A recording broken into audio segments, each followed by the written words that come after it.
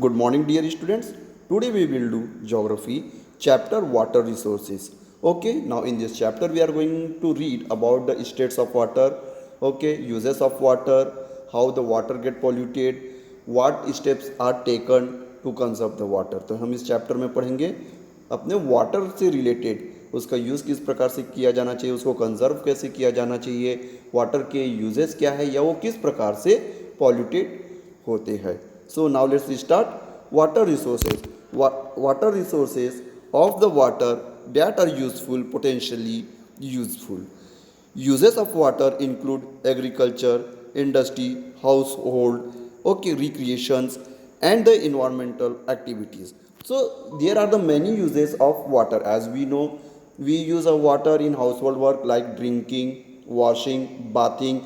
Even the water are used in industry, okay, paper industry, okay, and steel industry, in agriculture.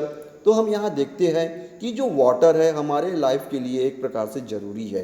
हम उसको दैनिक उपयोग के काम में लाते हैं, अपने घरों में पीने के लिए, कपड़े धोने के लिए, खाना बनाने के लिए. तो यहाँ तक कि पानी का उपयोग नहीं है. The water also use in industry. Water का जो प्रयोग है इंडस्ट्री में भी किया जाता है, जैसे स्टील इंडस्ट्री हो गई, एग्रीकल्चर सेक्टर में भी उसका यूज़ किया जाता है. Okay, 97% of the water on the earth is salt water. Only the 3% of the fresh water, slightly over the 2/3 is in the frozen. तो हम यहाँ देखते हैं कि हमारा अर्थ जो है मोस्टली अबाउट 75% जो है वो वाटर बॉडी से घिरा है. उसमें भी 97% जो है वो बड़े ओशियंस और सीज में है, जो सॉल्टी इन नेचर होता है, जो हमारे यूज़ के लिए नहीं है. ओके, जो बाकी बचता है only the 3% of fresh water. तो उसमें जो 3% जो हमारे पास है वो भी कई रूपों में, in the form of iceberg, underground water, surface water, pond, lake, wells. तो हम यहाँ देखते हैं कि जो हमारे पास 3% जो फ्रेश वाटर है उसमें भी बहुत सा जो पानी है वो या तो अंडरग्राउंड वाटर के रूप में है, या रिवर्स या लेक के रूप में है, या बड़े बड़े ग्लेशियर्स के रूप में है. Fresh water is expand and at the world's supply of the clean fresh and steadily decreasing water demand already exceeded in the many parts of the world, and as the world population continue to rise. अब देखिए, we see that the availability of the fresh water is decreasing. तो जो हमारे पास 3% जो fresh water है जो हमारे use का है उसका जो डिमांड है दिन ब दिन इंक्रीज़ हो रहा है, लेकिन उतना हमारे पास नहीं है जितनी उसकी डिमांड है. क्यों?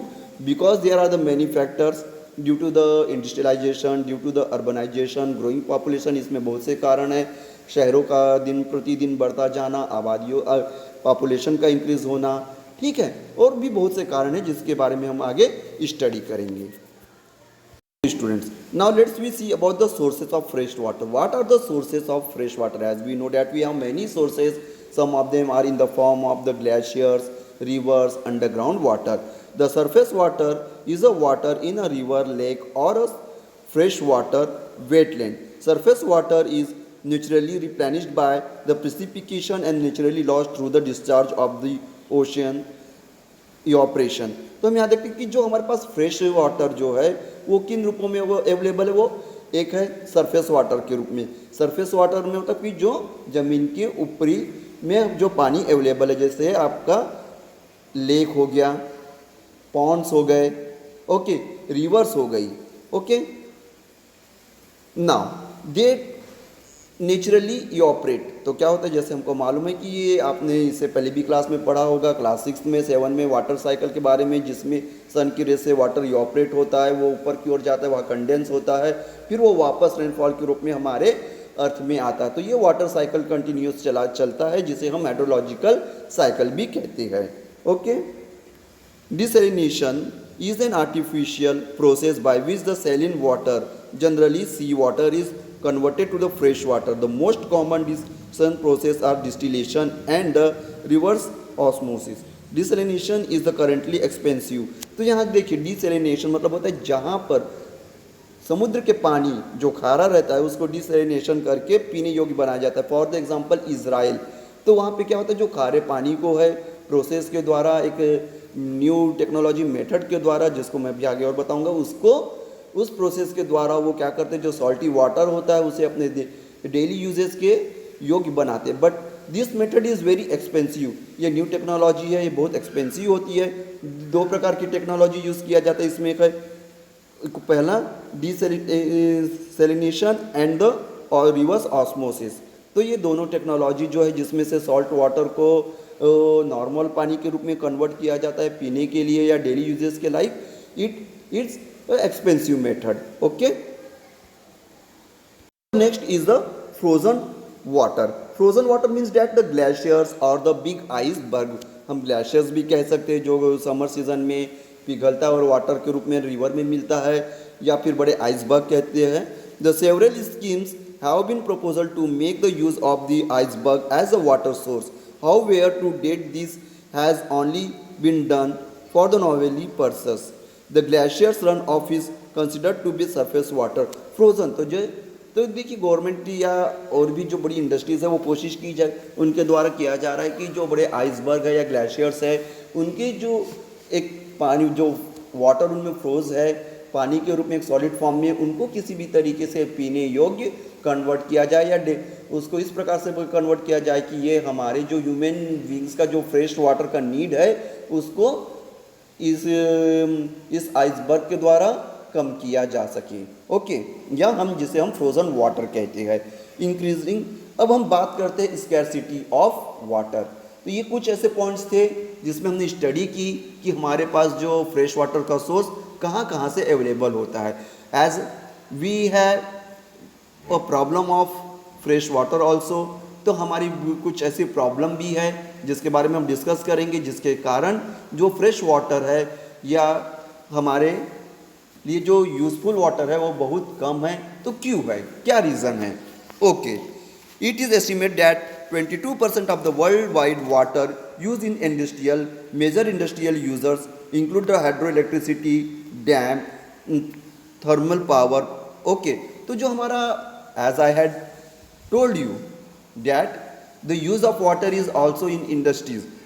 Steel industry, I have given you example. Here are the some more example like power producing, जो बिजली बनाती हैं वो भी इंडस्ट्री है जिनमें बहुत ज़्यादा पानी की मात्रा लगती है।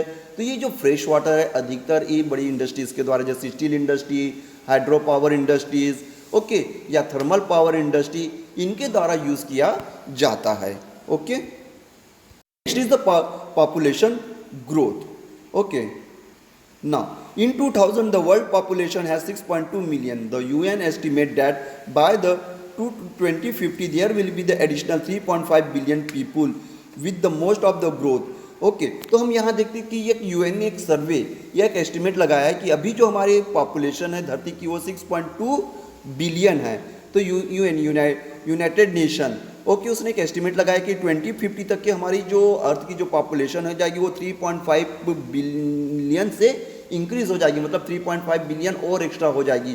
तो ऑब्वियसली जब हमारी पॉपुलेशन बढ़ेगी, शहर बढ़ेंगे, शहर बढ़ेगा तो demand of the fresh water also available increase हो जाएगी, लेकिन वो उतनी हमारे लिए fresh water, as we know that only the 3% of fresh water available, जैसे हमको मालूम है 3% जो अवेलेबल है हमारे पास वो हमारे लिए उतना सफिशिएंट नहीं होगा। अर्बनाइजेशन, इट मीन्स शहरीकरण, जैसे हिंदी में कहते हैं शहरीकरण।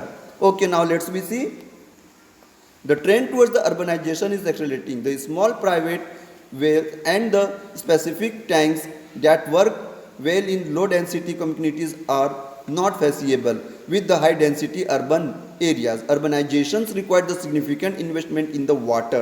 ओके, तो हम यहाँ अर्बनाइजेशन में देखते हैं कि जो छोटे तहसील या गांव है तो वो उनमें उतनी डिमांड नहीं होती। Why? Because their population is low in density. लेकिन हमारी जो अर्बन एरिया है लाइक द रायपुर और the big city like the Delhi, Madras and the Bangalore which high density, जहाँ पे पॉपुलेशन बहुत ज़्यादा है वहाँ डिमांड भी बहुत ज़्यादा है। तो ये हम जो एक छोटे रिसोर्स जो होते हैं वाटर के ये फुलफिल नहीं कर पाते। तो we need a large amount for the supply of water. तो हमें कुछ ऐसी व्यवस्था करने के लिए या फिर बड़े बड़े वाटर टैंक्स प्रोवाइड करने के लिए हमें बहुत ज़्यादा इन्वेस्टमेंट करना पड़ेगा, वाटर में बहुत ज़्यादा खर्च करना पड़ेगा, जिससे कि जो ग्रोइंग अर्बनाइजेशन है और जो ग्रोइंग पॉपुलेशन है वो उनको बराबर वाटर सप्लाई हो पाए। Okay, the next reason for the scarcity of climate is climate change. Now let's we see the climate change could significantly impact on the water resource around the world because of the close connection between the climate and the hydrological. Rising the temperature will increase the evaporation and leads to the increase in the precipitation. Though there will be a regional variations in the rainfall, overall the global supply of the fresh water will be increased. Both the droughts and the floods may be become more frequent in the different regions. तो देखिए यहाँ पे हम बात करते हैं climate change as we know that it is the June month. हमें यहाँ देख रहे हैं जून मंथ आधा बीत चुका है, लेकिन अभी भी हमारे यहाँ क्यों पानी नहीं हुआ है।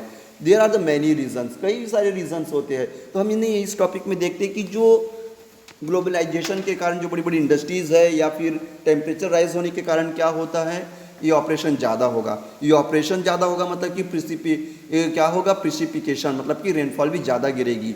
But it is not advantage, it is a disadvantage for us. Y?